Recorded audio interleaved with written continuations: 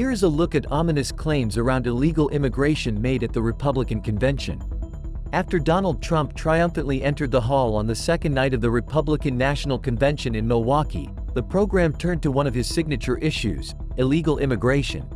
An ominous video of chaos at the U.S. Mexico border led into a speech by U.S. Senator Ted Cruz of Texas, who declared, "We are facing an invasion on our southern border." Here's a look at some of the claims made on Tuesday and the facts regarding them. Claim number 1. Biden made one of the worst mistakes of any president in history when he told illegals to come here and surge our border. Fact. After the claim, the video cuts to President Joe Biden saying, "I would, in fact, make sure that there is. We immediately surged to the border." And the narrator says, "And surge they did." But important context is missing.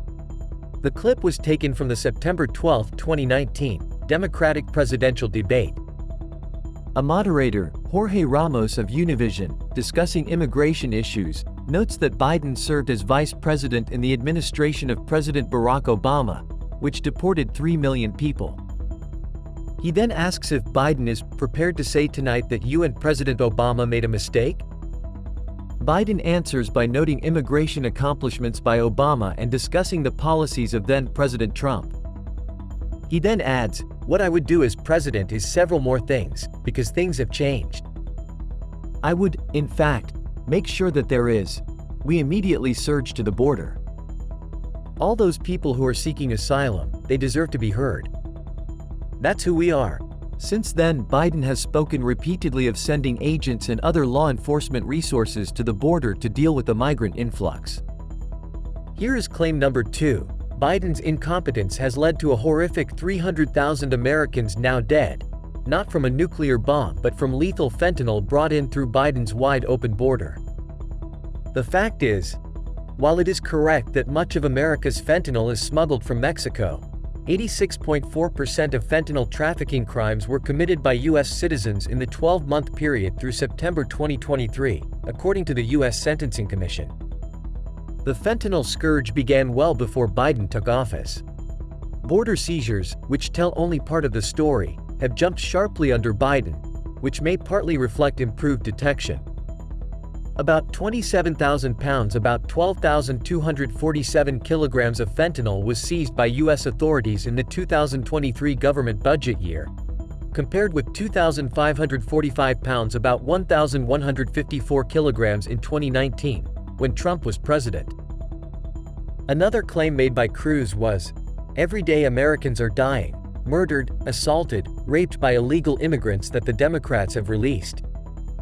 The fact is, a number of heinous and high-profile crimes involving people in the U.S. illegally have been in the news in recent months. But there is nothing to support the claim that it happens every day. The foreign-born population, immigrants in the country both legally and illegally, was estimated to be 46.2 million, or almost 14% of the U.S. total, in 2022, according to the Census Bureau, including about 11 million in the country illegally.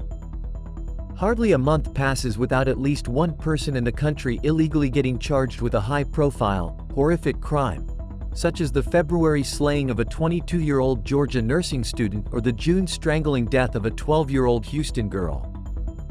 Texas is the only state that tracks crime by immigration status. A study published by the National Academy of Sciences, based on Texas Department of Public Safety data from 2012 to 2016, found people in the U.S. illegally had substantially lower crime rates than native-born citizens and legal immigrants across a range of felony offenses. While FBI statistics do not separate out crimes by the immigration status of the assailant, there is no evidence of a spike in crime perpetrated by migrants, either along the U.S. Mexico border or in cities seeing the greatest influx of migrants, like New York.